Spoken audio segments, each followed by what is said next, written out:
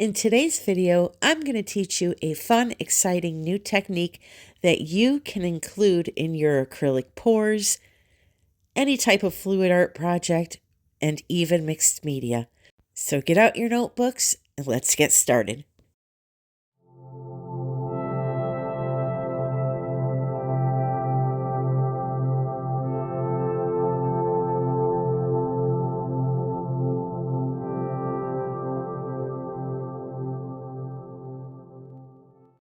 Hello, my friends. Welcome to another video.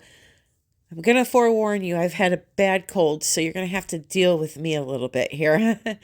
I'm all stuffed up, but I wanted to get this video out to you because I was super excited.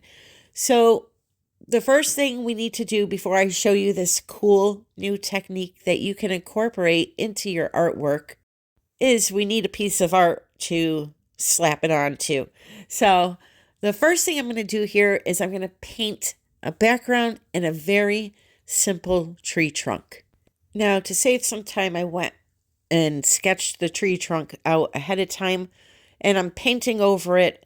I wanted to just have a guide for when I started painting. So these paints that I'm using are transparent. I'll be able to see that outline that I did once they're dry. And even though I chose to hand paint a background to use this new technique on, you can use it in your fluid art paintings or your acrylic pours, whatever you're doing, your resin techniques. It's a really great technique to add some really beautiful, unique texture. So I picked out an Indian yellow and a Naples yellow and lightly blended the dark into the light and created a sunset background. So I had this vision of a tree in my mind, a tree that has entered its turning point where the leaves during the fall foliage have already transformed from their beautiful orange and red colors, and they're starting to like wilt and die now. So we're at that last stage before they fall off of the tree. So that was my vision. But I wanted to paint the tree trunk white because the new technique that I'm going to be showing you, I felt would show up better on video if I did it on white. So I really quickly painted the tree trunk white, but it's going to be brown in the end.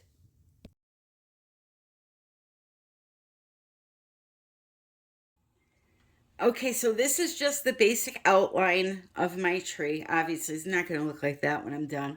I would hope not anyway. So now the next step is going to be something really, really fun and really, really cool. And I have gotten this idea thanks to Miss Erika over at Artist Till Death. So I ask you to go watch her video if you really want a full video on what I'm about to do right now. She really walks you through step by step. I will walk you through step by step, but it won't be a whole video on it, okay? So I know a lot of you watch resin videos also, and you may have seen where people take Dawn dish soap, they put some in a cup, they add a little bit of water to it, they blow with a straw into the mixture, and they create a bunch of bubbles, and they scoop those bubbles off of the top. They lay it on the resin surface, and then they use a UV light to cure it. And what it does is once all the bubbles pops, it leaves this beautiful pitted texture on the canvas. Erika has figured out a way to do that without the UV light, which is so awesome, and which also means that we can get that effect in acrylic pouring now. So what I did was I mixed up a solution per her video, and I'm going to show you what I personally did. Again, though, if you want to like see a full tutorial on this, I tell you, I'll put her video in the description for you. She did it live, and she showed everybody how to do that. So what she did was she took a mixture of Dawn and Mod Podge, mixed them together, and it's the gloss Mod Podge. Mixed them together, added a spritz of water, and then she put the straw into the mixture that she had made, blew the bubbles, and scooped the foam out onto a canvas that was still covered in its plastic. So it was still covered in the plastic. She laid the foam on the canvas, let it dry, and then when it was dry, she peeled it off, and she had this beautiful piece of foam, like, you know, when the wave crashes in the beach, the foam. She had a piece of like rubber that looked like that. And why I got so excited was because, you know, you can peel that off. You can glue it down to your canvas. You can lay it in wet resin, you know, for areas of texture in your painting. You know, I'm a texture freak. I, however, decided to try it a different way. So I mixed the concoction up the same exact way, but I took the plastic off the canvas and laid it directly on the canvas so it was permanent. So I did some testing here, and I'm looking at this. It looks like, who watched the Muppets Gonzo with the big nose? But then if we go this way, you know, it's a typical Tammy video. Only my longtime viewers will get that one. All right, so I laid the bubbles on the canvas with the plastic off because I wanted it to be permanent, because I want to do that on this today. And you can see how cool is that texture. But do you notice how these ones, you can see the texture, and these round puddles here, see how it's like really nothing? It just like, it's hazy, like you got a couple of bubbles, but it's nothing like these here. So let me tell you what I did different. These puddles right here, and I'm going to show you this on my tree, I put the bubbles down, and then I put more bubbles on top of them. So I kind of did like 2 layers of bubbles. These here, I only did 1. And you can see it kind of just fizzled out and you didn't get much from it. So when you do this, I highly suggest putting put down a layer and then put some more on top. Again, I'm going to show you all of this. So the exact measurements I used for my concoction was a 1/2 cup of Mod Podge, a 1/2 cup of Dawn dish soap. Now this was the platinum. I believe she used the regular and it was fine. So Dawn dish soap, 1/2 cup of that, 1/2 cup of the Mod Podge. And for this here, I added in 4 tablespoons of water. Okay, I'm going to show you the consistency of this stuff. It's really thin.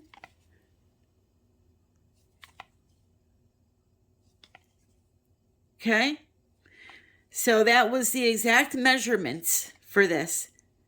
I would say this is pearl pour consistency, like really thin. See how it's not leaving a mound at all? And believe me, it will leave a mound if it's still too thick because you're using that Mod Podge. So that's the concoction. Mod Podge, Dawn, and water. What you want to do is stick a straw in.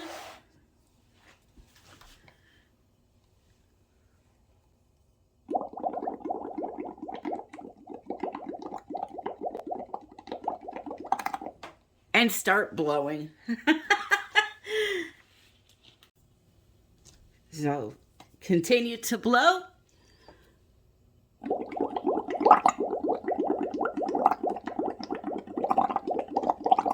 Now, these bubbles here, as cool as they are, you can't use them. They're not going to perform for you, okay? They're just going to pop when they hit the canvas. What you're looking for is this frothy stuff down at the bottom. So let me just grab a spoon. You want to skim it off the top. Make sure you're not picking up a bunch of fluid. That is what you want, what's down there, okay? So you can go ahead and just lay it right on the canvas like that. My goodness, this is so fun. And we're going to paint over the top of this once it's dry. It takes about, a day for it to dry. Nothing crazy. So see how I put down one layer there? I will go ahead and put another layer down on top.